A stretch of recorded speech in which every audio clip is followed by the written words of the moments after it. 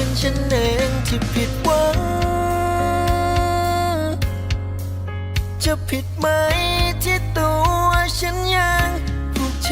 เจ็บอย่างนั้นมีบ้างไหมใครสักคนที่เข้าใจและไม่มองฉันผิดไปเพราะว่ามันไม่มีสิ่งใดทดแทนความเจ็บที่มาจากปลายนิ้วมือของใครต่อใครทับถมไปด้วยถ้อยคำตอกย้ำให้ใจ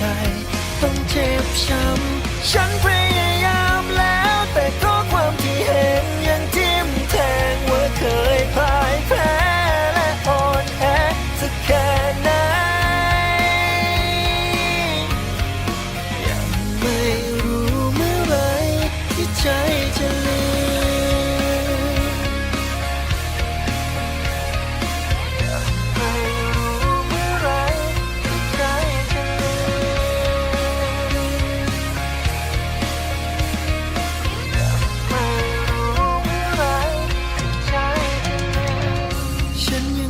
ยืนอยู่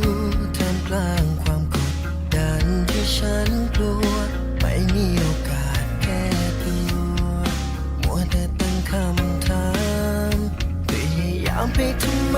แต่สุดท้ายก็เหมือนเดิมไม่ได้แต่คิดโอ้มันผิดไหมที่ตัวฉันยังผูกใจเจ็บอย่างนั้น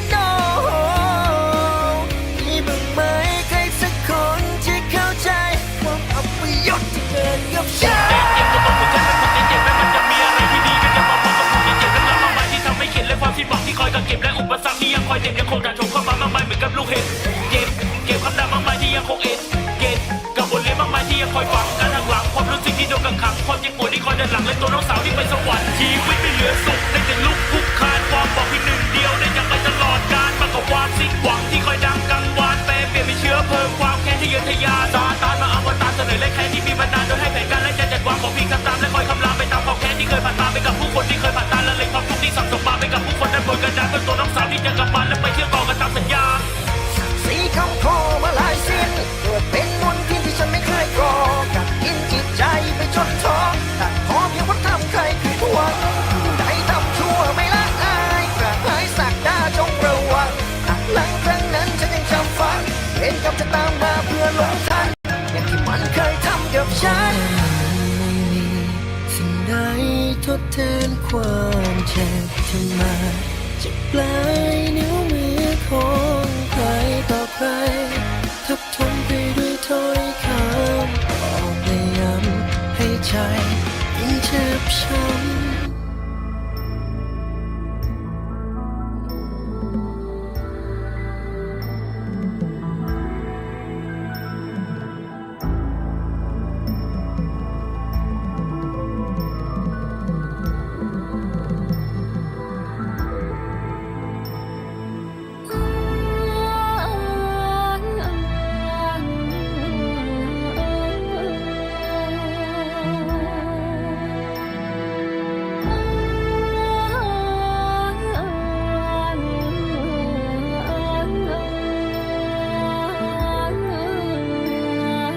จา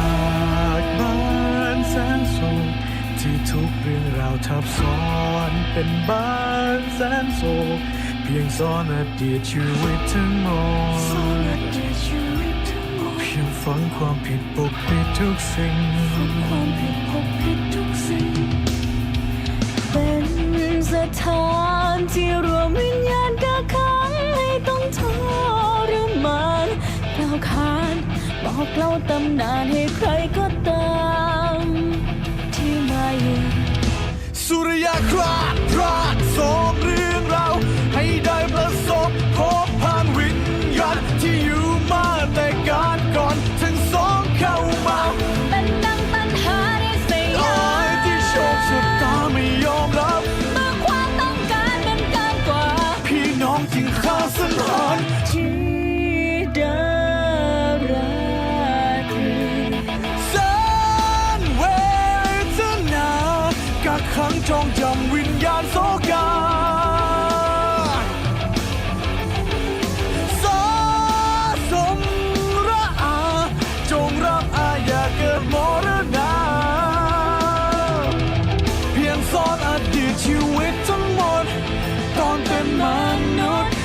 ฝังความผิดปกปิดทุกสิ่งสั่งสมเอาไว้ก่อกรรมทำเวรเอาไว้มากมาย เมื่อต้องตายจงกลายเป็นพูดผีชวนนิรันดร์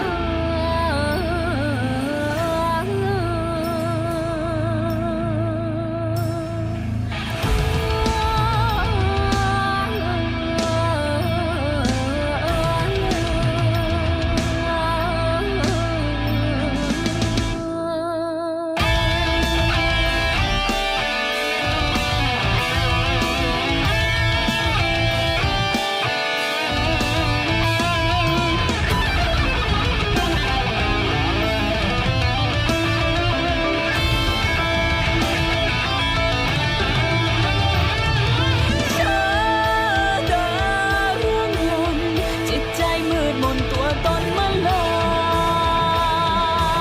ยแค้นดังสุมไฟ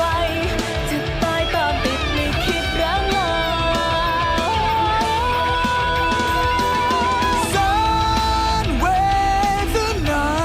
กักขังจองจำวิญญาณโศกาสะสมระอา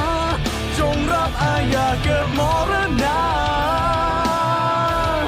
เพียงซ่อนอดีตชีวิตทั้งหมดตอนเป็นมนุษย์เพียงฝังความผิดปกปิดทุกสิ่งสั่งสมเอาไว้ก่อกรรมทำเวรเอาไว้มากมาย เมื่อต้องตายจงกลายเป็นพูดผี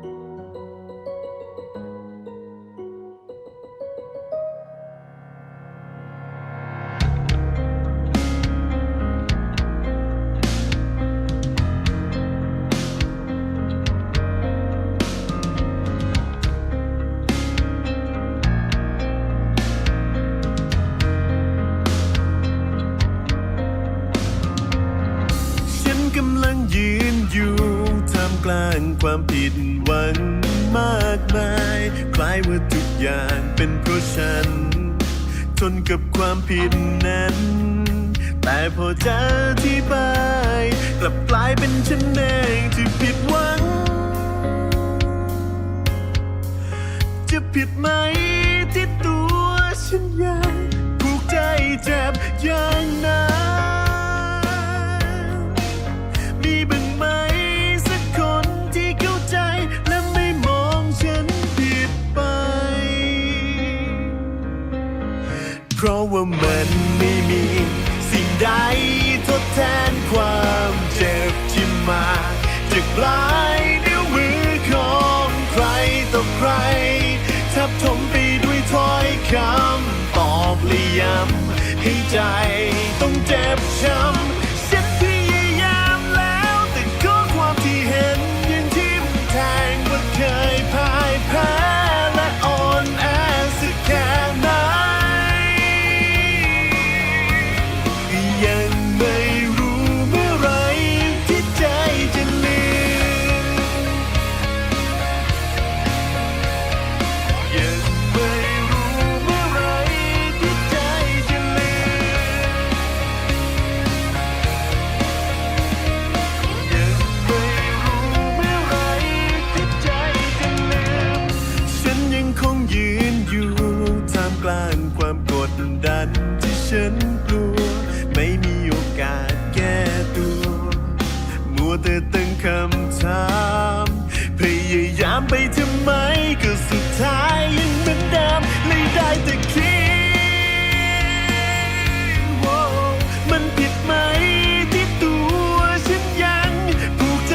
เจ็บอย่างนั้นโอ้มีบ้างไหมสักคนที่เข้าใจความอัปยศที่เกิดกับฉัน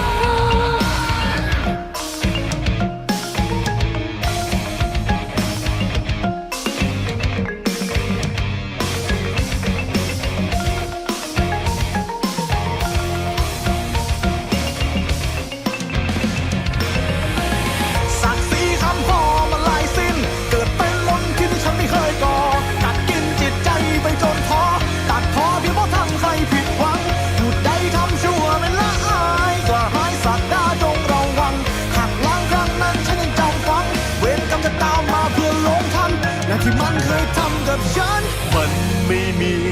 สิ่งใดทดแทนความเจ็บที่มาจากปลายนิ้วมือของใครต่อใครทับถมไปด้วยถ้อยคำตอกและย้ำให้ใจต้องเจ็บช้ำฉันพยายามแล้วแต่ก็ความที่เห็นยังทิ่มแทงว่าเคยพ่ายแพ้และอ่อนแอสักแค่ไหน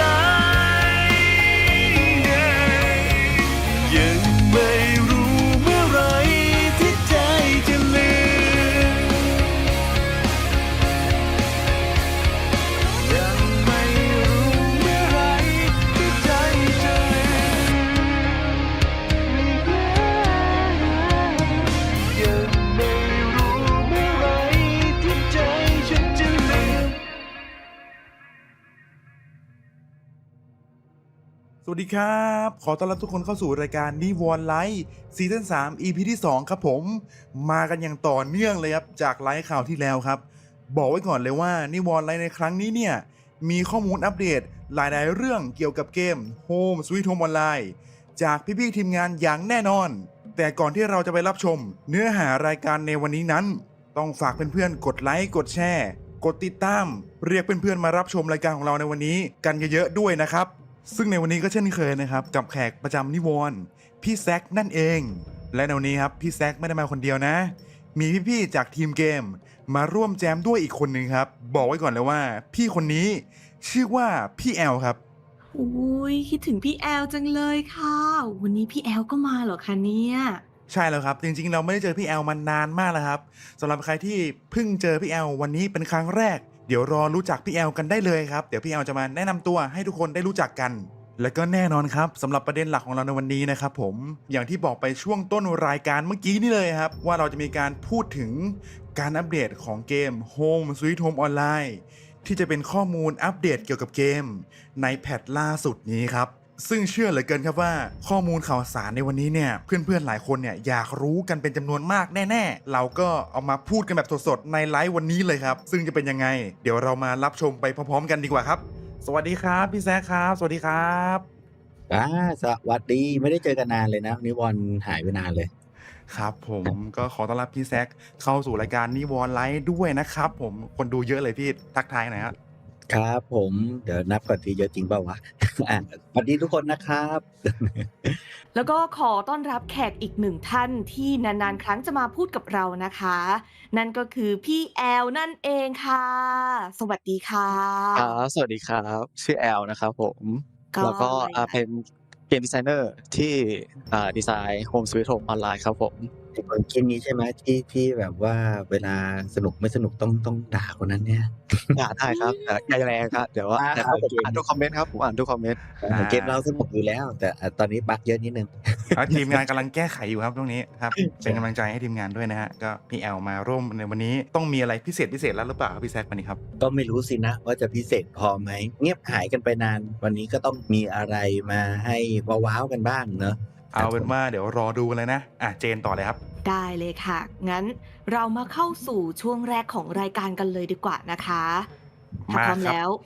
ยกให้พี่แมนเลยค่ะ โอเคมาโยนไมค์มาทางนี้ครับมาเข้าสู่คำถามแรกนะครับกับคำถามที่ว่าในเกม Home Sweet Home Online ตอนนี้ครับจะมีการแบ่งเป็นซีซั่นตอนนี้เรากำลังจะเข้าสู่ซีซั่นที่ 1ในซีซั่นที่1เนี่ยจะมีไอเทมหรืออะไรใหม่ๆเพิ่มเติมเข้ามาในเกมบ้างครับ ต้องบอกก่อนนะครับว่าตัวเกมเองอ่ะทำไมถึงตอนนี้ถึงเรียกว่าซีซั่นที่1เนอะดูเหมือนเกมจะเปิดมาแบบว่าประมาณ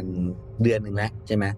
ทำไมอันนี้ยังเรียกว่าซีซั่นที่1ครับ ก็คือว่าตัวนี้เป็นซีซั่นที่เรามองว่าเป็นตัวที่เราจะใส่ฟีเจอร์หลายอย่างเข้าไปในเกมนะครับเบื้องต้นไอซีซั่นก่อนหน้านี้เราจะเรียกมันว่าซีซั่นที่0มันเหมือนว่าเป็นซีซั่นที่สำหรับเอาไว้เช็คปัญหาเช็ค performance ของเกมซึ่งตอนนี้เราเจอเยอะเลยที่เราจะต้องแก้ไขที่เราจะต้องปรับปรุงนะฮะหลังจากแก้แล้วทุกอย่างมันก็หลายอย่างก็สถานการณ์มันก็ดีขึ้นนะครับหลายๆอย่างที่เราเตรียมเอาไว้จริง ๆ แล้วมันก็จะมาโผล่ที่ซีซั่นที่1นี่แหละไม่ว่าจะเป็นระบบร้านค้านิรนามที่มีผู้เล่นหลายคนพูดถึงว่าอยากจะได้สกินนู้นสกินนี้ที่มันเก่าๆอะไรเงี้ยก็จะหาได้ที่นี่แหละเนาะแล้วก็จะมีระบบต่างๆนะครับไม่ว่าจะเป็นระบบในเรื่องของเควสนะครับที่ก็เป็นระบบอีกระบบหนึ่งที่มันเหมือนจะหายไปแล้วก็มีคนถามถึงแล้วก็มีระบบเควสที่เข้ามาใหม่แล้วก็มีการปรับจูนไปนะแล้วก็มีเรื่องของระบบอีกเยอะแยะเลยนะครับมีเยอะแยะเลยแล้วก็มีตัวละครนะครับตัวละครที่จะเพิ่มเข้ามาฉากใหม่ที่จะเพิ่มเข้ามารวมไปถึงมีตัวละครที่ทุกคนน่าจะคาดหวังน่าจะเป็นตัวละครที่คนรอคอยอันดับต้นๆในเกมอีกตัวหนึ่งเลย ที่เตรียมจะเข้ามาในซีซั่นที่1นี้เหมือนกันนะครับผม โอ้โหวันนี้ที่พี่สปอยมากเลยนะเนี่ยตัวละครที่แบบผมก็อยากเล่นเหมือนกันนะฮะตัวเนี้ย ได้ข่าวว่าคุณเล่นเวลาไม่ใช่หลักครับ ยังครับยังไม่ได้ลองฮะยังไม่ได้ลองของจริง เมื่อวานเราเห็นแล้วแหละมีน้องๆในทีมเอามาโชว์ให้ดูนะเฮ้ยตัวนี้ความสามารถเป็นอย่างนี้นะ ใช้ท่าแล้วมันจะเป็นแบบนี้นะโอ้โหน่าเล่นพี่ยังอยากเล่นเลยนะแต่ว่ายังเล่นไม่ได้ ต้องรอเขาทำเสร็จก่อน มีความสงสัยครับว่าเนี่ยในช่องแชทก็ถามกันครับว่าทำไมพี่ๆทีมงานถึงแบ่งเกมนี้เป็นซีซั่นนะครับ หลายเกมเขาก็ทำกันแล้วกันมันเป็นเหมือนสิ่งที่เขาก็ทำต่อกันมานะเห็นเกมหลายๆเกมเขาทำกันการแบ่งเป็นซีซั่นเนี่ยก็เข้าใจว่ามันก็เป็นการกำหนดหมุดหมายนะครับว่าในแต่ละซีซั่นจะมีอะไรอัปเดตนะครับมันก็เป็นรอบเปลี่ยนถ่ายคอนเทนต์ต่างๆมีคอนเทนต์ใหม่ๆเข้ามาในแต่ละซีซั่นหรือมีการเอาสินค้าบางอย่างออกไปหรือสินค้าลิมิเต็ดบางอย่างก็จะหายไปจากเกมแล้วมีของใหม่เข้ามาอะไรเงี้ยทำให้เกิดการแบ่งเป็นซีซั่นแบบที่หลายๆเกมเขาก็ทำกันแล้วเกมเราก็คงทำกันแบบนั้นด้วยนะครับเพราะว่าในขั้นตอนการทำงานมันก็จะทำให้รู้ว่าในช่วงไหนเวลาไหนเราควรทำอะไรได้ชัดเจนขึ้นด้วยแล้วก็การสื่อสารกับผู้เล่นมันก็จะชัดเจนขึ้นด้วยเวลาพูดถึงว่าไอของที่เข้ามาที่ซีซั่นนู้นของที่เข้ามาที่ซีซั่นนี้ตัวละครตัวนี้เข้ามาที่ซีซั่นนั้นมันทำให้เราสื่อสารง่ายรวมทั้งในแต่ละซีซั่นของเราเนี่ยมันมี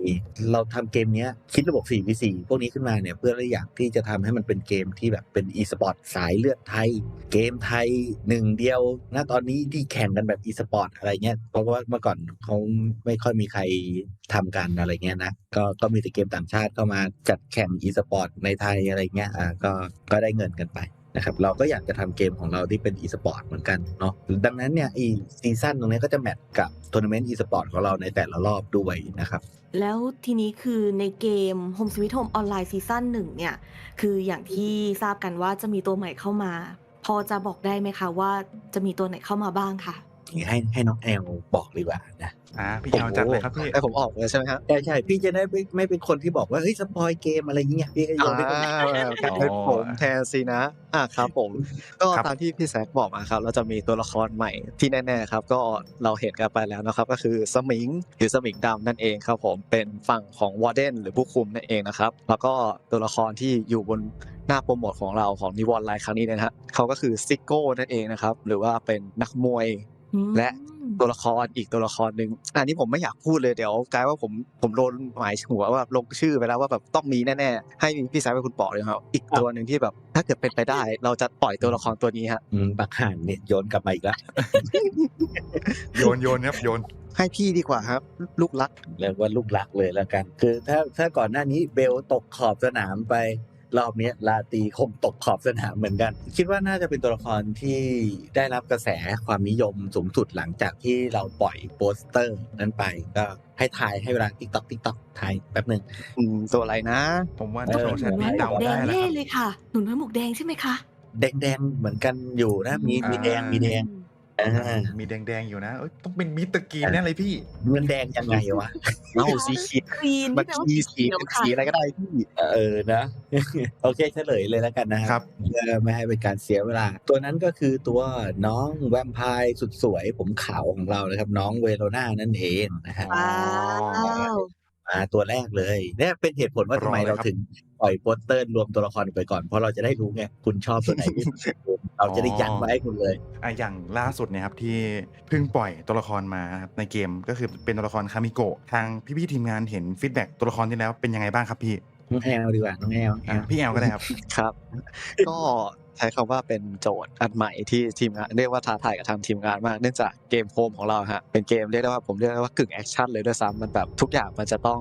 ดำเนินเกมไปเรื่อยๆการแบบจะต้องเสียเวลามาวางกับดัก หรือแบบว่าสร้างตัวละครที่เป็นตัวละครวางกับดักตัวแรกของเกมเนี่ยเรียกได้ว่าเป็นโจทย์ที่ท้าทายมากแล้วก็แบบใช้คำว่าแบบเป็นตัวละครสไตล์ใหม่ของเกมโฮมเลยก็ได้ครับเพราะว่าแบบตัวละครที่ผ่านมาเนี่ยยังไม่มีตัวละครตัวไหนเลยที่แบบใช้การแบบวางกับดัก หรือว่าดักทางแล้วก็คุมโซนพื้นที่นะฮะและที่สำคัญเลยคือคำสาปของตัวคามิโกะเนี่ยเรียกได้ว่าเอาไปใช้กับตัวอื่นนี่แบบค่อนข้างคุ้มเลยทีเดียวฮะล่าสุดผมไปลองมาแล้วคำสาปของคามิโกะกับพิซเนอร์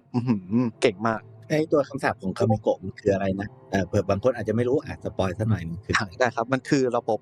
เฟสของตอน Open Beta 1ของเราเนี่ยฮะแล้วเป็นสกิลล่องหนที่สามารถแชร์ไปให้กับผู้คุมคนอื่นใช้ได้ครับ ถ้าชื่อยังเป็นทางการจะเป็นสเปกเตอร์โหมดครับ สเปกเตอร์โหมดซึ่งคนจะใช้ไอตัวเคิร์ดได้ก็อย่างที่รู้กันนะครับสำหรับคนที่เล่นเกมเราก็คือต้องปลดล็อกสกิลตัวนี้ออกมาก่อนนะครับหรือไอตัวเคิร์ดตัวนี้ออกมาเพื่อให้ตัวละครอื่นไปเล่นได้ เพราะว่าตัวนี้ก็จะเป็นตัวหนึ่งที่คนน่าจะอยากได้แล้วก็คิดถึงกันนะครับแต่ว่าตัวคามิโกะเนี่ยการเล่นตัวมันเองเนี่ยผสมกับตัวเฟสเนี่ยนี่คือเป้าหมายสูงสุดที่ทีมงานได้ออกแบบไว้และอยากให้ได้สัมผัสตรงนี้นะแล้วก็ตัวละครตัวนี้มันเป็นตัวที่ค่อนข้างก่อกวนผู้เล่นใช้ได้เลยนะเพราะว่ามันวางแท็บวางได้เรื่อยๆไปเจอประตูไหนวางไปเหอะรับรองไอ้ความรู้สึกว่าวิ่งไปตรงไหนไม่ได้เนี่ยไอ้พวกสายจุกสายวิ่งหนีเนี่ยไม่ว่าจะวิ่งหนีไปแล้วก็เจอประตูนู้นก็ติดแท็บเจอประตูนั้นก็ติดแท็บต้องวิ่งอ้อมวิ่งหลบนะหรือไม่ก็ต้องสวดทำลายแต่ก็ต้องเสียเวลาอีกซึ่งแล้วคามิโกะมันก็กลับมาปล่อยแท็บได้อีกมันปล่อยแป๊บเดียวก็ปล่อยได้ละอะไรเงี้ยแถมวิ่งไปเจอดักท่อข้างหน้าอีกอะไรเงี้ย อันนี้แสบมากพี่ดักดอ พฤติกรรมการจุกเปลี่ยนไปแน่นอนมันจุกยากสำหรับคามิโกะนะครับสไตล์การเล่นวิธีการเล่นหรือจุดประสงค์ในการเล่นมันก็อาจจะต่างจากตัวละครตัวอื่นอย่างลาตีหรือตัวอื่นก็ตามแต่ละตัวก็จะมีสไตล์วิธีการเล่นของตัวเอง มันก็จะถามหาผู้เล่นในที่ชอบสไตล์แต่ละแบบซึ่งแต่ละคนก็มีสไตล์การเล่นไม่เหมือนกันมันอาจจะเหมาะกับคนนึงผีพายเงี้ยก็เหมาะกับคนที่ชอบแบบใครเล็งแม่นเล็งเก่งก็จะชอบไอ้ตัวนี้เลยคนคุกก็เหมือนกันพอมาคามิโกะก็สายปั่นสมองชาวบ้านสายคุมโซนอะไรเงี้ยเชื่อว่าเป็นตัวละครตัวหนึ่งที่มีความสามารถที่ดีน่าสนใจโดยเฉพาะเคิร์ดของมันเนี่ยรับรองว่าเอาไป adapt apply กับตัวละครตัวอื่นแล้วมันน่าจะพลิกแพลงการเล่นได้ค่อนข้างดีนะครับ อย่างที่พี่แซคเคยพูดไว้ว่า ถ้าเกิดว่าตัวละครนิรการที่มันเป็นตัวละครที่ไม่เคยเฟดได้มาก่อน แล้วมีสกิลเนี้ยเข้าไปผสมอ่ะมันจะเป็นยังไงอ่ะลองเอาไปเล่นดูอะเอาไปแอพพลายดูครับจะได้เห็นเทคนิคการเล่นแบบใหม่ก็ได้ครับ นอกจากว่าจะท้าทายผู้สร้างแล้วท้าทายผู้เล่นด้วยเหมือนกันนะคะเนี่ย ครับผมแล้วก็ในช่องแชทเมื่อกี้ครับเด้งมาพอดีครับเนี่ยเขาสงสัยครับอยากถามพี่แซคเลยครับว่าหลังจากที่ดูคลิปเนื้อเรื่องคามิโกะไปครับมีความสงสัยว่าตัวละครคามิโกะกับยูริเนี่ยมันเกี่ยวข้องกันมากน้อยแค่ไหนครับ จริงๆแล้วมันเกี่ยวข้องกันมันเป็นเนื้อเรื่องที่มาด้วยกันแน่นอนตัวละครคามิโกะเพราะว่าเราก็ปูไว้อย่างนั้นตั้งแต่ทำทีเซอร์ยูริทำอะไรอย่างเงี้ยแล้วเนาะ ครับ มาด้วยกันอย่างแน่นอนพี่ไม่แน่ใจว่าพี่เคยเล่าเนื้อเรื่องยูริหรือเปล่านะแต่สปอยตรงนี้แล้วกันถ้าเกิดยังไม่ได้เล่าเดี๋ยวเอาไปเขียนเติมในเนื้อเรื่องอื่นๆก็จริงยูริเนี่ย ครับผม เขาเป็นเด็กสาวทุกคนรู้กันว่าเป็นคนที่ทำคอนเทนต์สายท่องเที่ยวใช่ไหมครับ ครับ ซึ่งจริงๆบ้านเขารวยนะบ้านเขารวยเขามีพ่อเป็นค่อนข้างเป็นมหาเศรษฐีญี่ปุ่นเลยแล้วพ่อก็มาเที่ยวเมืองไทยเนาะได้มีเมียเป็นคนไทยเกิดได้ผู้หญิงไทยขึ้นมาทำผู้หญิงท้องกลับมาญี่ปุ่นรู้ว่าตัวเองมีลูกที่ไทยด้วยก็เลยต้องเอาลูกมา แต่ไม่ได้เอาแม่มาด้วยแต่เอาลูกมาเลี้ยงแต่ยูริเนี่ยเขาก็อยู่ในครอบครัวที่เป็นครอบครัวของคนรวยเดิมทีไอ้เศรษฐีคนเนี้ยก็มีเมียมีลูกมีอะไรอยู่แล้วก็ยูริก็ค่อนข้างได้รับความกดดันจนสุดท้ายก็หาทางออกให้กับตัวเองโดยการสร้างฐานแฟนสร้างคนรู้จักนะครับโดยการไปเป็นบล็อกเกอร์สายท่องเที่ยวอะไรพวกนั้นเนาะซึ่งจริงๆแล้วอีตระกูลเนี้ยมันเป็นมหาเศรษฐีของญี่ปุ่นเลยนะและมันก็เป็นตระกูลที่เกี่ยวพันกับคามิโกะโดยตรงเลยดังนั้นถ้าคามิโกะแค้นตระกูลนี้แล้วเขารับรู้ถึงว่ายูริเป็นใครอะไรยังไงได้เขาก็น่าจะใช่ไหมอะไรแบบนั้น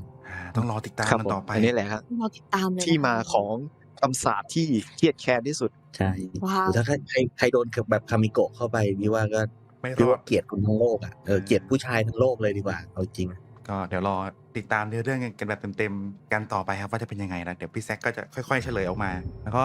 คำถามถัดมาครับพี่นอกจากตัวละครใหม่ๆที่จะมีเข้ามาแล้วเนี่ยครับเราจะมีแมปใหม่ๆมาที่จะมาเพิ่มเติมในช่วงซีซั่นที่ 1 นี้ไหมครับตรงนี้พี่แอลเสริมได้นะครับ สปอยไหมแอลมีอะไรสปอยไหม อืม แน่นอนครับ ตัวสมิงจะต้องมีแผนที่ของตัวสมิงอยู่แน่นอนฮะก็เป็นที่ไหนไปไม่ได้เลยก็คือ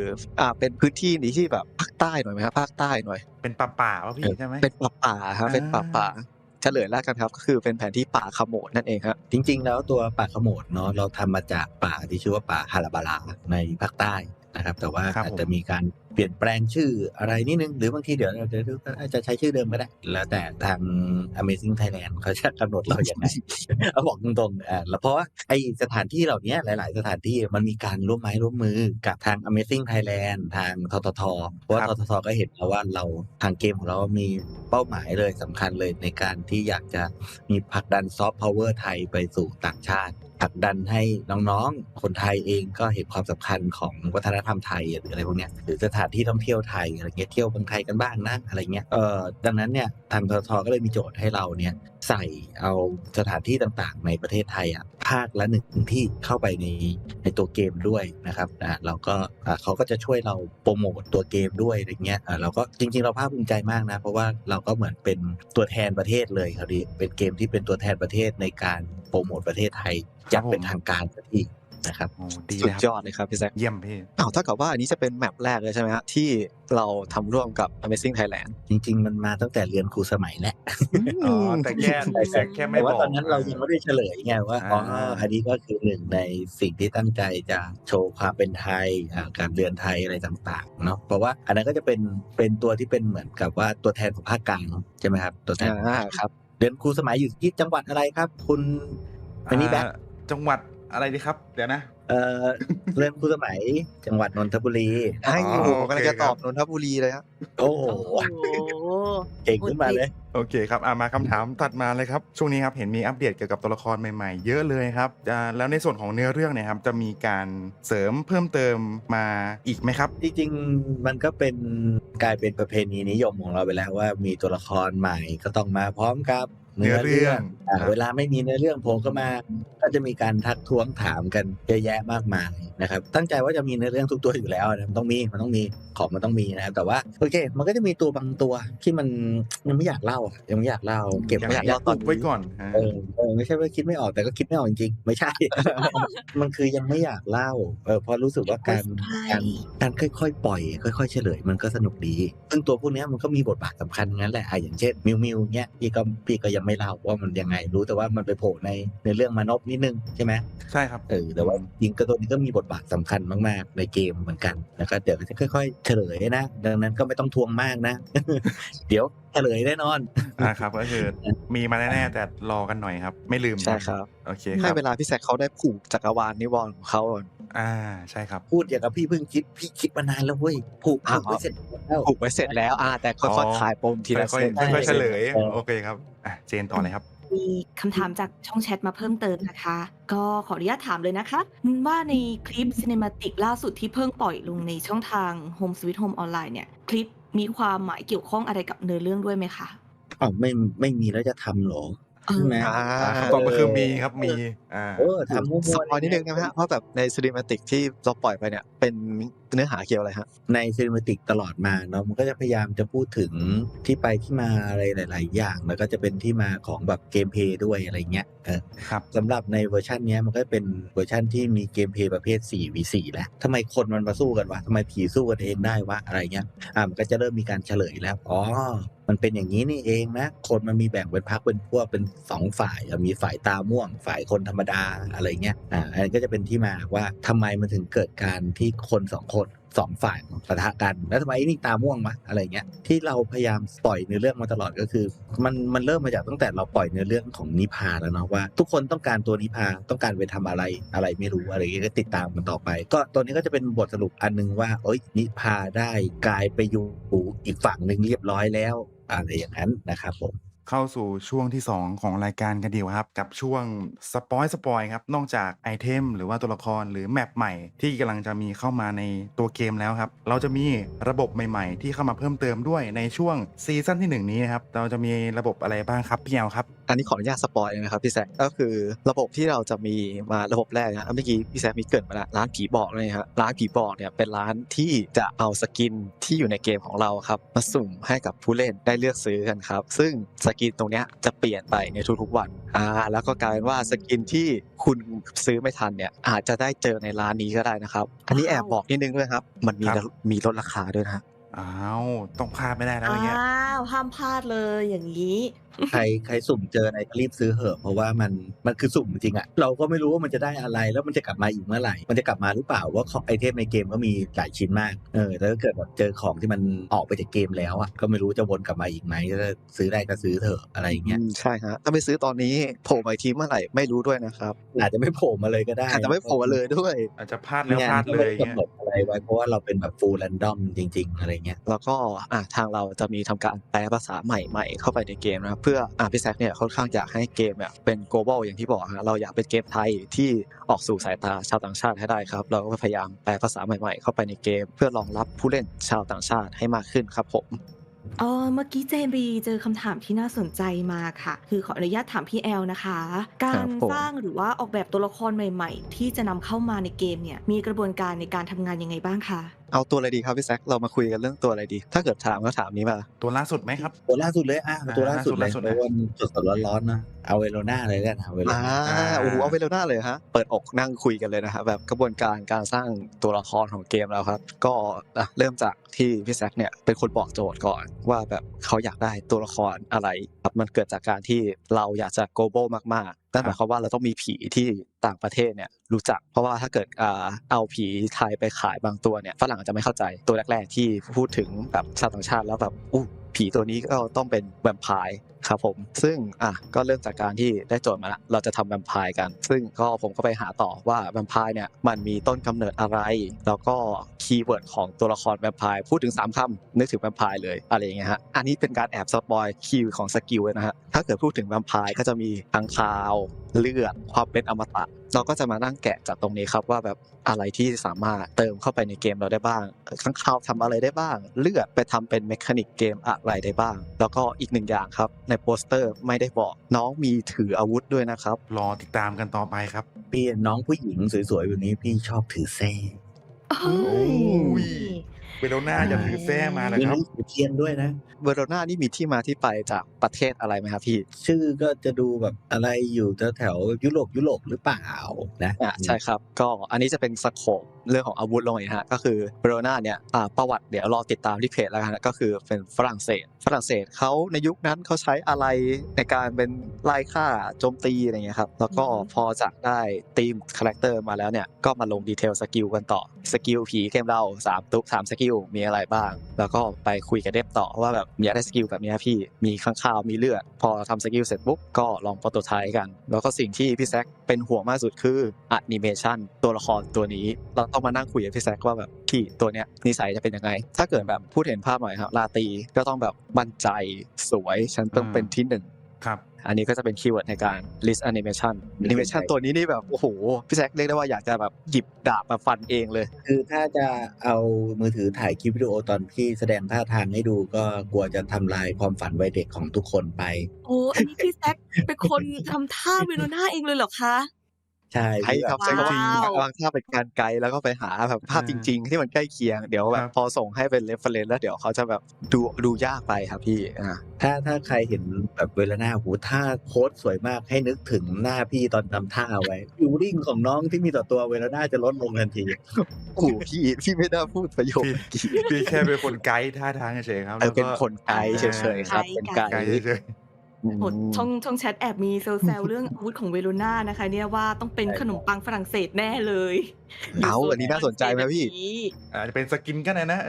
สกินอะไรเงี้ย ลองรอดูกันต่อไปแล้วกันนะคะ ครับผม อ่ะ ต้อง ที ติดตาม นี้ กันต่อไปครับ เรามาคุยในเรื่องของระบบกันต่อในเมื่อเรามีระบบใหม่ๆเข้ามาแล้ว ภาษาที่เพิ่มเข้ามาใหม่เพิ่มในเกม ในอนาคตจะมีเพิ่มเสียงภาคในภาษาต่างๆ เข้ามาด้วยไหมคะ เสียงภาคภาษาต่างๆจ ภา ริ ษาง ๆ ต่า ก็ งประเทศครับ อยากได้แต่ประเทศในโลกนี้มันเยอะนะคือเอาจริงๆก็คือตอนนี้อยากได้แต่ว่า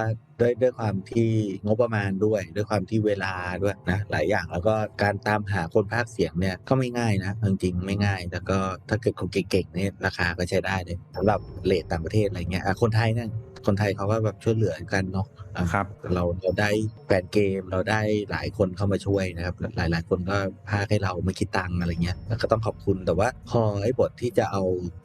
คนต่างชาติมาพากหรืออะไรเงี้ยมันคือตังค์อะแพงด้วยก็อยากสักวันหนึ่งน่าจะใส่เข้าไปแต่ว่าตอนนี้ก็เลยต้องใช้วิธีการว่าใครมาจากประเทศไหนก็พูดภาษานั้นไปนะครับแล้วก็ถ้าใครเล่นเกมมาก็จะรู้ว่าไอ้เสียงพูดเยอะๆเสียงพูดที่เป็นภาษาไทยเยอะๆมันก็จะเกิดขึ้นแค่ในเวอร์ชั่นที่เราเลือกออปชันเป็นภาษาไทยฉะนั้นแต่ถ้าเกิดไปเลือกเป็นออปชันภาษาต่างประเทศหรือว่าเป็นภาษาอังกฤษอะไรเงี้ยมันก็จะลดจำนวนการพูดลงไปแต่ว่าตัวละครที่เป็นฝั่งที่เป็นตัวละครต่างชาติมันก็ยังพูดเยอะอยู่นะครับตอนนี้มันก็จะมีข้อจำกัดตามนี้ซึ่งถ้าเป็นไปได้พี่อยากทำให้ทุกภาษามันมีภาษาของตัวมันเองแหละแต่ว่าคงต้องเอาไว้รอให้เกมมีรายได้เยอะๆก่อนเนาะแล้วก็ค่อยๆทยอยตามไปครับ งั้นก็ทุกคนก็ต้องช่วยกันสนับสนุนครับ สนับสนุน ให้เกมนี้ ใช่ ได้ไปต่ออีกยาวๆครับ แล้วก็ข่าวล่าสุดที่ผมได้ยินมาครับก็คือทางโฮมสวีทโฮมออนไลน์เนี่ยจะมีการจัดการแข่งขันทัวร์นาเมนต์ขึ้น ไม่ว่าจะเป็นโชว์แมตช์หรือว่าเป็นทัวร์นาเมนต์ที่แข่งกันแบบจริงจังในส่วนเนี้ยพี่แอลพี่แซคมีรายละเอียดเพิ่มเติมบ้างไหมครับ เรื่องทัวร์นาเมนต์ใช่ไหมเรื่อง ครับ ทัวร์นาเมนต์แอลจะพูดไหมทัวร์นาเมนต์ ได้ครับพี่ พี่แอลมา ก็ เลยครับ ทัวร์นาเมนต์นะครับที่เราจะจัดเนี่ยก็จะเป็นโหมดตัดนิวรณ์ Battle Mode หรือ CC นั่นเองนะครับเพราะว่าเราดีไซน์โหมดนี้มาเนี่ยเพื่อจะต้องการที่จะผลักดันเกมให้เป็น e-sport มากยิ่งขึ้น ซึ่งพี่แซคเนี่ยเขาอยากจะจัดทัวร์นาเมนต์เรียกได้ว่าแบบทุกไตรมาสเลยฮะเพราะว่าแบบอยากให้แบบเป็นลีกเลยครับลีก Home Sweet Home ออนไลน์การแข่งครั้งแรกเนี่ยทีมที่ได้ที่1ที่2ที่3ที่4ก็จะเข้ารอบไปรอชิงแชมป์ที่เป็นลีดในครั้งต่อไปอะครับนั่นหมายความว่าคนที่ได้ที่1ที่2ที่3ที่4เนี่ยจะไม่สามารถลงแข่งทัวร์นาเมนต์ในไตรมาสต่อไปได้จนกว่าจะไปเจอแบบจับคู่เราจะเอาแชมป์ทั้งหมดที่ได้ที่1ที่2ที่3ที่4ครับมาเจอกันทั้งหมด น่าสนใจครับแบบเป็นแชมป์ชนแชมป์ใช่ไหม แชมป์ชนแชมป์ก็คือมันจะเป็น12ทีมสุดท้ายที่เข้าไปแชมป์ชนแชมป์กัน เพราะว่า ครับ ในรอบหนึ่งก็ประมาณปีหนึ่งอะนะในรอบหนึ่งเนี่ยมันก็จะมีการจัดทัวร์นาเมนต์อยู่4ซีซั่นเนาะโดยที่ 1 2 3ซีซั่นแรกเนี่ยก็จะเป็นรอบในการคัดแชมป์คัดแชมป์ในแต่ละซีซั่นที่4ก็คือเอาแชมป์มาชนแชมป์แล้วก็จะได้เป็นแชมป์เอเชียนะครับอันนี้ก็จะเป็นเซิร์ฟเวอร์เอเชียนะครับอย่างเดียวก่อนเพราะว่าตอนนี้ยังไม่มี CS ทางฝั่งต่างประเทศที่เยอะพอนะครับมันต้องใช้ CS ประมาณนึงเลยถ้าเป็นเซิร์ฟเอเชียน่าจะทำได้นะครับ ครับผม อันนี้มีของรางวัลบอกไหมครับ การแข่งขันทัวร์นาเมนต์ เงินรางวัล เราจะมีเงินรางวัลแจกด้วยใช่ไหมครับพี่แซค แน่นอนมีเงินรางวัลแจกอยู่แล้ว แต่ว่าเงินรางวัลเท่าไหร่อันนี้ขออุบไว้ก่อนนะครับถ้าเรามีสปอนเซอร์เข้ามาเยอะๆเนาะเงินรางวัลต่างๆก็จะเยอะขึ้นไปตามตัวนะครับดังนั้นเนี่ยก็ช่วยโปรโมทเกมช่วยทำให้คนมาเล่นเยอะๆสปอนเซอร์ก็จะได้สนใจอยากที่จะมาซัพพอร์ตทัวร์นาเมนต์ของเราจะได้ให้รางวัลได้เยอะขึ้น เราจะมีรางวัลอย่างหนึ่งที่เรียกได้ว่าพี่ว่ามันหามูลค่าไม่ได้ ก็คือ ครับ อะไรครับ รางวัลแชมป์ในแต่ละซีซั่น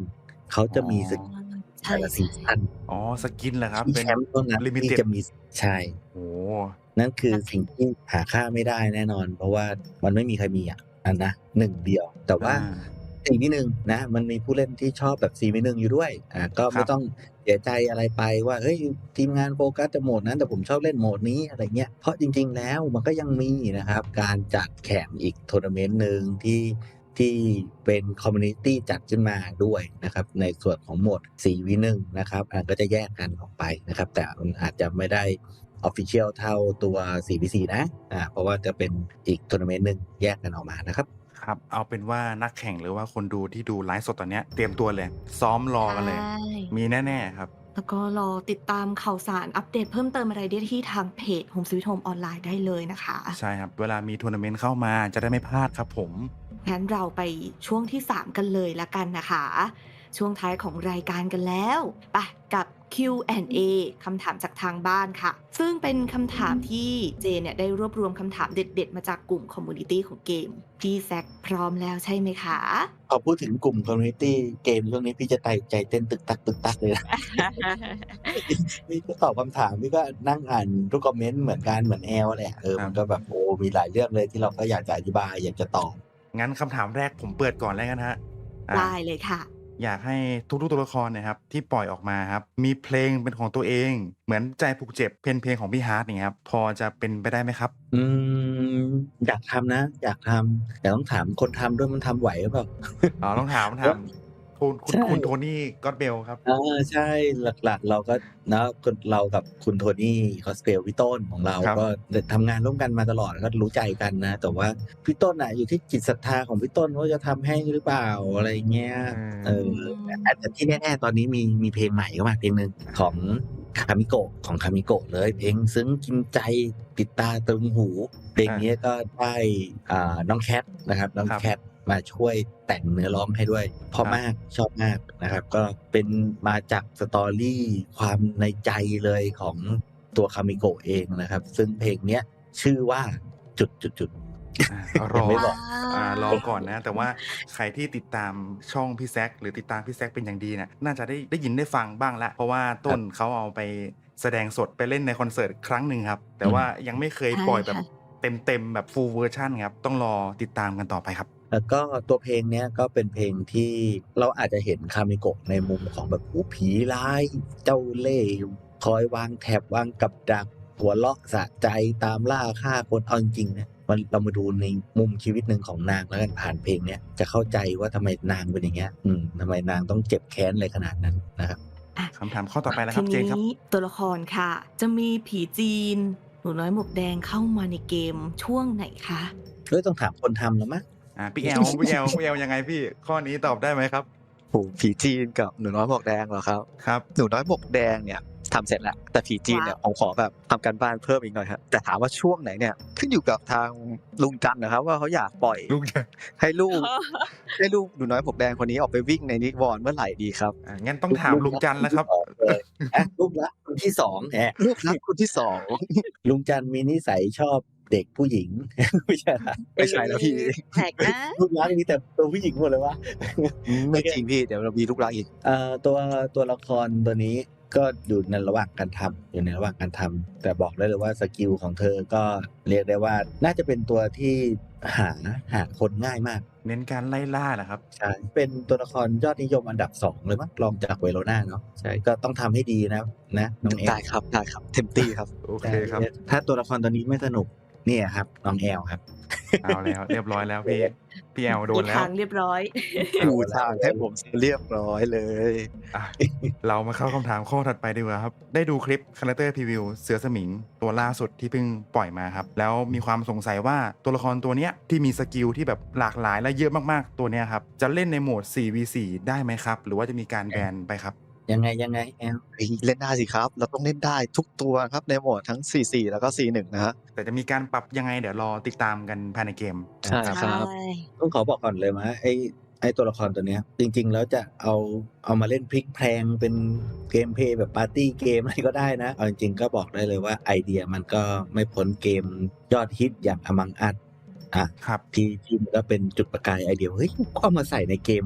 มันจะได้ไหมวะ ตัวเหลี่ยมเนี่ยตัวเนี้ย ผมสปอยหน่อยละกันก็เห็นว่าแบบช่องแชทก็ค่อนข้างแบบเดาสกิล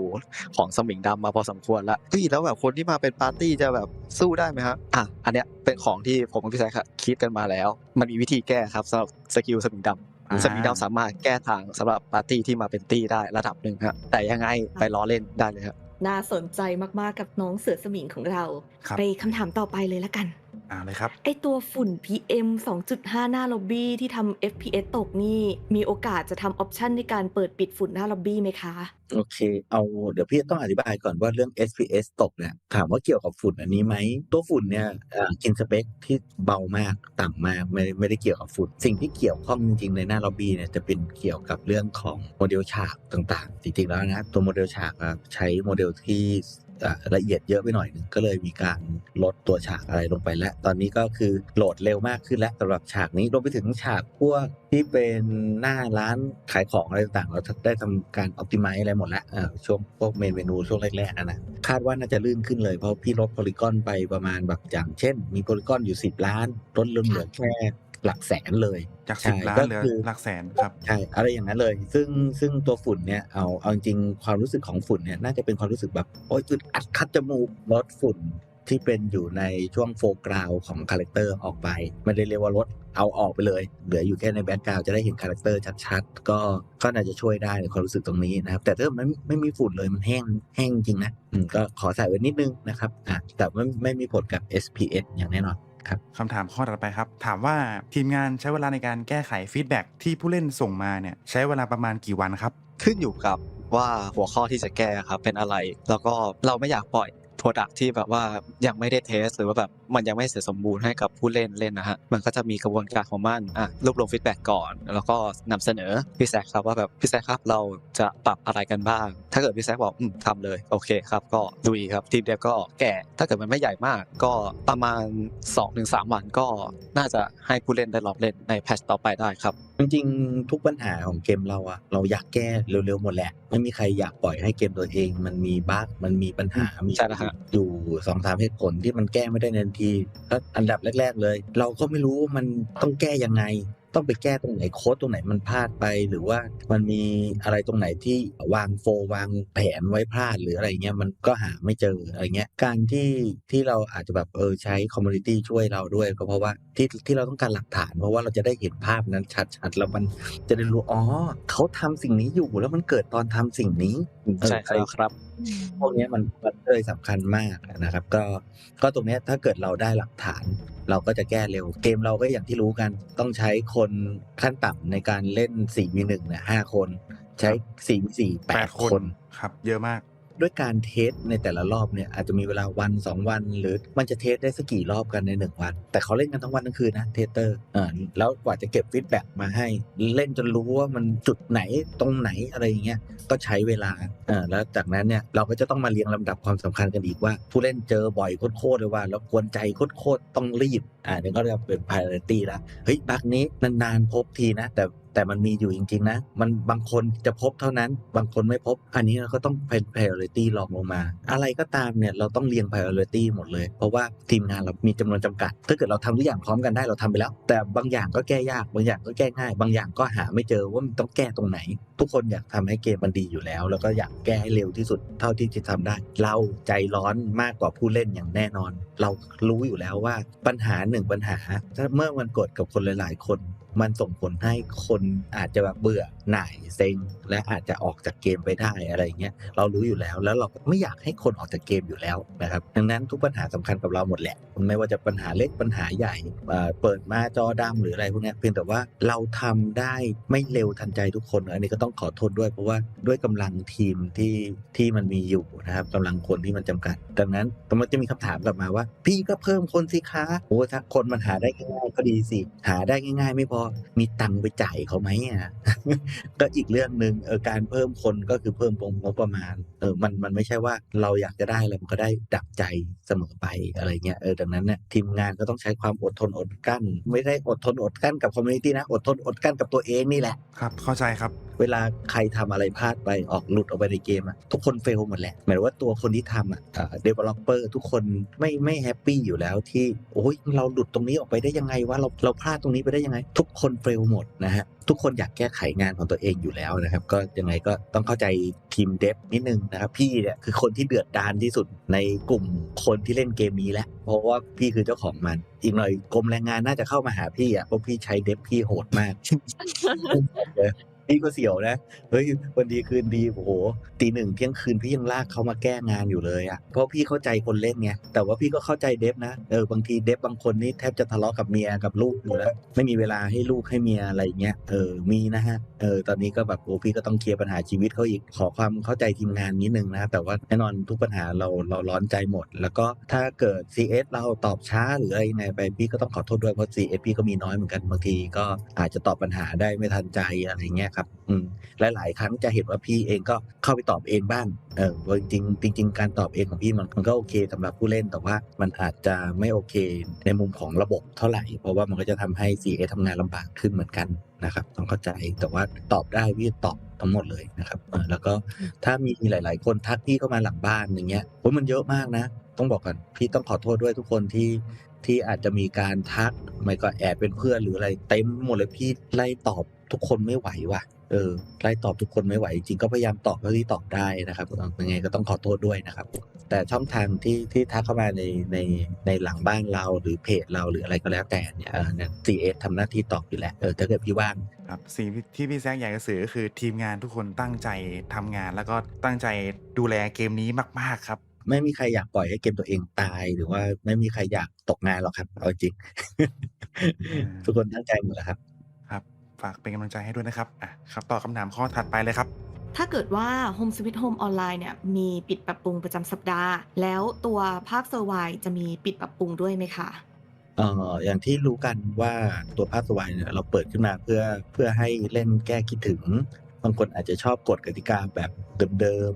เล่นแบบเดิมอารมณ์แบบเดิมเหมือน Open Beta 2มันก็มีคนที่ยังชอบแบบ Open Beta 2อยู่เนาะทุกวันนี้พี่ยังเปิดเข้าไปดูสแต็กหลังบ้านของ Home Survive ก็ยังมีคนเข้ามาเล่นอยู่นะเราก็น่าจะเปิดไปจนกว่าจะไม่มีคนเล่นแต่ว่าจริงๆก็กังวลอยู่เรื่องการแบกคอสค่าใช้จ่ายของเซิร์ฟเวอร์เพราะเราเปิดฟรีเราไม่ได้ขายอะไรเลยในนั้นนะครับ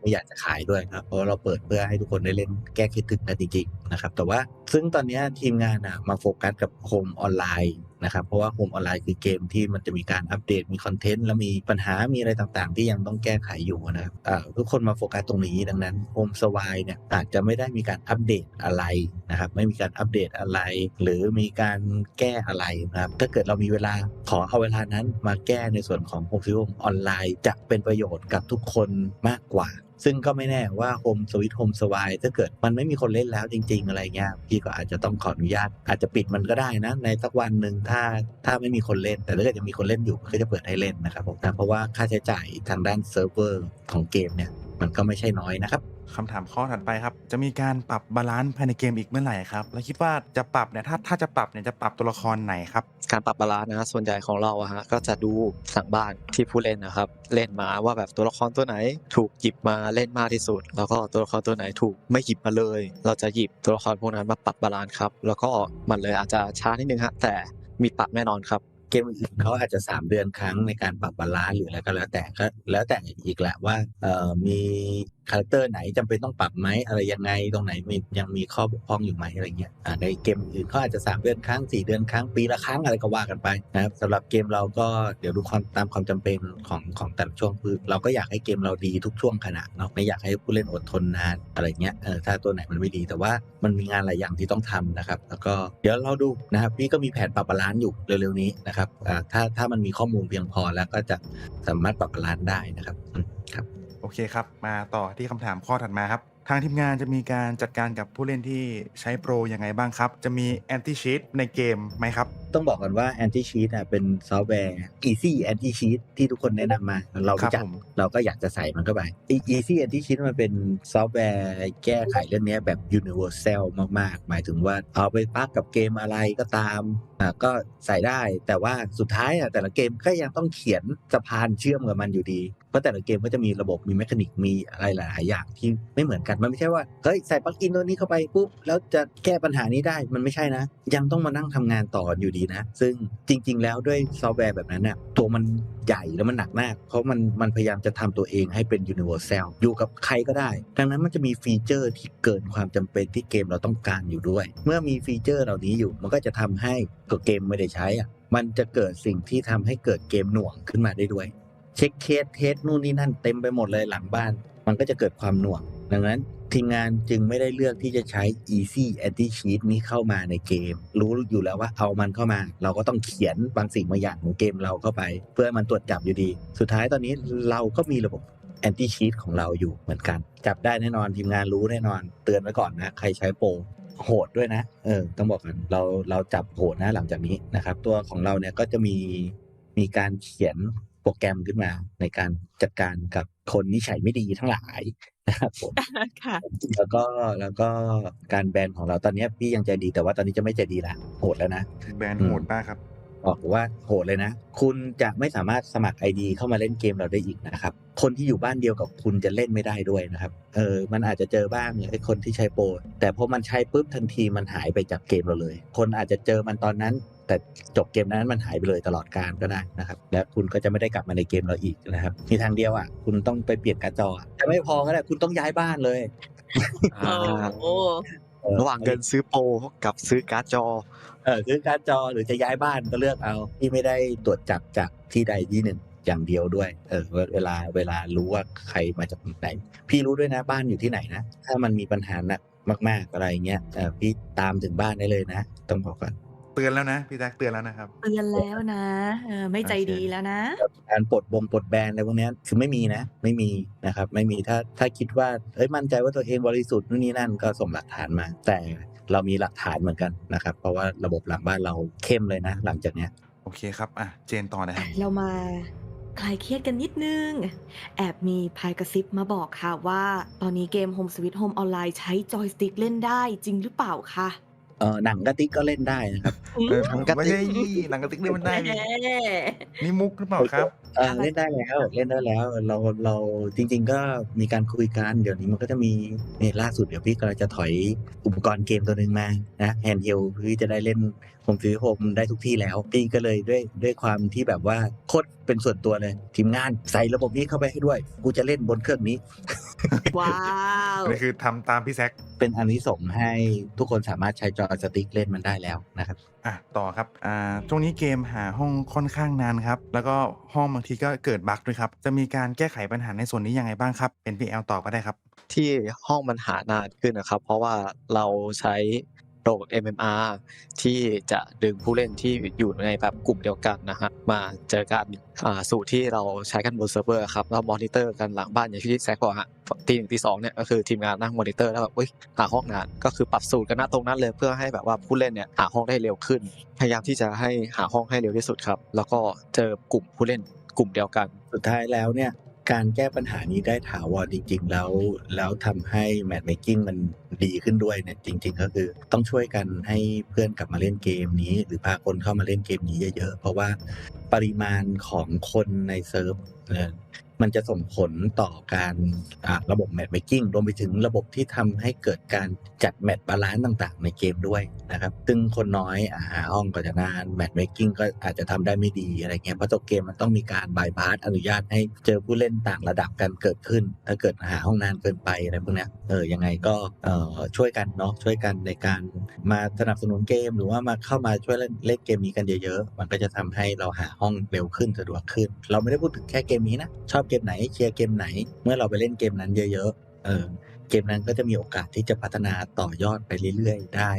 คุณภาพของมันก็จะดีขึ้นได้เท่านั้นเองเพราะว่าเดฟก็จะมีเวลามีเงินทุนในการปรับแก้มันไปได้ต่อไปเรื่อยๆ ถ้างั้นเดี๋ยวคำถามต่อไปเลยแล้วกันนะคะ ในแพทล่าสุดนี้ทางทีมงานได้มีการปรับความสมดุลของราตรีหรือเปล่าคะ เห็นแล้วแบบทักกันเยอะมากเลย แล้วก็แบบมีหลายความคิดเห็นที่น่าสนใจมากครับแน่นอนครับมีปรับครับมีปรับ หมายความว่ามีปรับไปแล้วหรือยังไม่ได้ปรับหรือ ยัง จะ ครับยังไม่ปรับแต่เพราะว่าเดี๋ยวพี่แซคบอกว่าอย่าเพิ่งปรับให้เขาได้เล่นกันก่อน แต่มีคนทักเยอะมากค รา รับ ตรีเราไปปรับราตรีหรือเปล่าตอนเนี้ยต้องบอกกันว่าไม่ได้ทำอะไรกับมันเลย ไม่ได้ทำอะไรเลยผมไม่ได้ทำอะไรเลย แต่ว่ามีแผนจะปรับ ใช่ครับมีแผนจะปรับแล้วแต่ยังไม่ได้ปรับนะฮะใครที่บอกว่าแบบเฮ้ยทำไมมันเดินช้าลงอะครับหรือสตามิน่าของราตรีรีช้าอันนี้ยังไม่ได้ปรับฮะยังไม่ได้ปรับอะไรเลย โอเคครับ แผนปรับมามีแต่ว่าอาจจะโหดขึ้นก็ได้นะ ก็ไม่รู้ คำถามสุดท้ายแล้วครับในช่วง Q&A ครับเขาถามว่ายายคำในโหมด 4v4 โหดมากเลยค่ะ กินของฝั่งตรงข้ามได้ด้วยกินโซนี่เกลี้ยงหมดเลยครับ มีวิธีแก้ทางไหมครับ ก็อย่าให้มันเป็นดิ เอาของไปซ่อน ของไปซ่อนก็อย่าทิ้งเลี่ยราดไงอย่าทิ้งเลี่ยราด มันถูกดีไซน์มาเพื่อก่อกวนผู้เล่นที่วางแผนกันโดยการวางของไว้เพื่อให้ตัวเองจุกสะดวกจุกง่ายอยู่แล้วนะครับ ครับ ดังนั้นทำให้ยายคำเป็นตัวที่แก้ทางคนที่เล่นแบบเนี้ยแล้วเราจะแก้ทางกับมันไปยังไง ลองหาวิธีจัดการกับมันดู ทุกตัวละครมีข้อดีแล้วก็มีจุดอ่อนเหมือนกันหมดทุกตัวละครมันจะมีวิธีเล่นมีวิธีรับมือ หรือมีวิธีใช้งานที่แตกต่างกันไปอยู่แล้วนะครับ ครับผมโอเคครับขอบคุณมากๆครับทั้งพี่แซคและพี่แอลเลยครับที่มาร่วมตอบคำถามจากทางบ้านในรอบนี้ครับซึ่งผมอยากบอกกับผู้ชมที่ดูไลฟ์สตรีมไว้ก่อนเลยนะครับว่าจริงๆแล้วคำถามจากทางบ้านมีเข้ามาเยอะมากครับอาจจะหยิบเอามาถามได้ไม่ครบกันทุกคนทุกข้อนะครับแต่ถ้าเพื่อนๆมีข้อสงสัยอยากจะถามทีมงานนะครับสามารถสอบถามได้ทางอินบ็อกซ์แฟนเพจหรือว่าจะส่งอีเมลเข้ามาก็ได้นะครับจะมีทีมงานมีแอดมินคอยสแตนบายคอยตอบอยู่แน่ๆครับแต่ถ้าแอดมินพี่ตอบช้าก็เดี๋ยวพี่ดุมันเอง ฟ้องได้ครับ พี่ดุกดดันแอดมินตัวเอง ครับ โอเคมีเรื่องหนึ่งอันนี้น้องแอลยังไม่ได้อธิบายมีระบบหนึ่งที่เราต้องพูดถึงในการอัปเดตหน้าก็คือweekly quest ปะ Weekly Quest ที่เป็นไอ้นี่ใช่ไหมฮะอันใหม่ของเราที่เอาของเก่ามาปัดฝุ่น ใช่ของเรา เป็นยังไงครับพี่ ก็ Weekly Quest อันใหม่ของเราฮะก็คือจะมีของรางวัลพิเศษสำหรับผู้เล่นที่สนับสนุน Weekly Quest แบบพิเศษของเราในแต่ละสัปดาห์ครับถ้าเกิดคุณเก็บสะสมไปเรื่อยๆเนี่ยก็จะมีรางวัลให้แบบว่าเก็บคะแนนถึงจำนวนหนึ่งฮะก็จะได้รางวัลพิเศษไปด้วย ซึ่งอันเนี้ยครับเป็นของที่ไปผูกกับระบบอินฟู ใช่เป็นระบบในการที่รักใครชอบอินฟูคนไหนอยากให้อินฟูคนไหนเล่นเกมนี้บ่อยๆหรือมีรายได้เยอะๆหรืออะไรยังไงก็สามารถที่จะเอาโค้ดของอินฟูคนต่างๆมาลดราคานะครับลดราคาสินค้าที่เรียกว่า VIP Quest ตรงนี้หรือลดราคาหม้อละโมบได้นะครับตรงนี้ก็สนับสนุนอินฟูคนต่างๆที่คุณชื่นชอบได้นะแล้วคุณอาจจะเห็นอินฟูเหล่านั้นหรือแม้แต่ตัวคุณเองเข้ามาอยู่ในเกมในฐานะของตัวละครในเกมนี้ก็ได้นะครับในอนาคตครับผมน่าสนใจมากครับในส่วนนี้ครับขอบคุณทั้งพี่แซคและพี่แอลมากๆครับที่มาร่วมรายการในนิวรณ์ไลฟ์ในครั้งนี้ด้วยนะครับขอบคุณนะคะ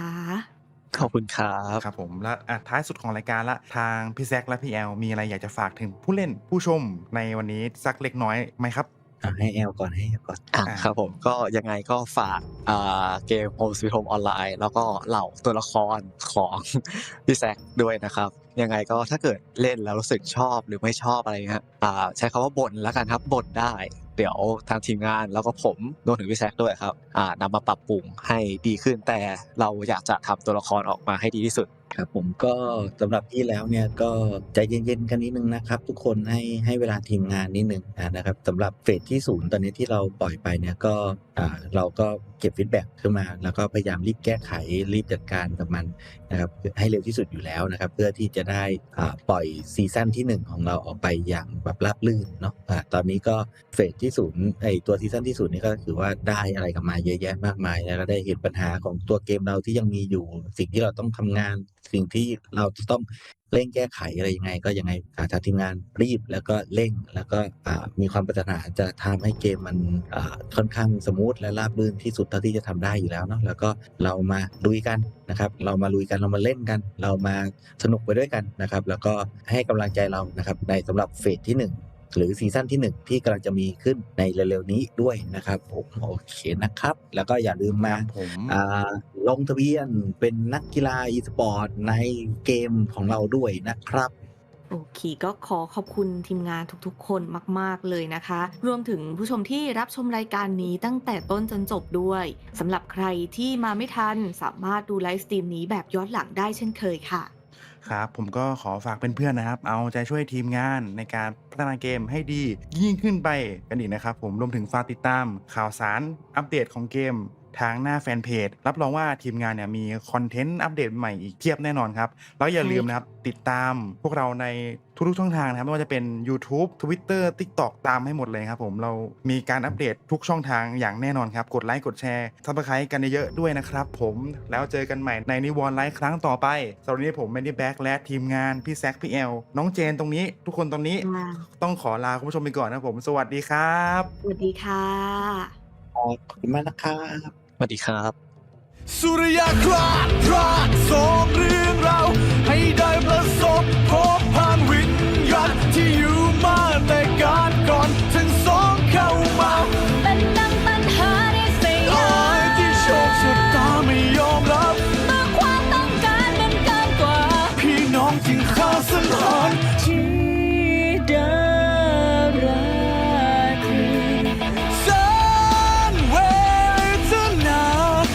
ขังจองจำวิญญาณโศกาสะสมระอาจงรับอาอย่าเกิดมรณะ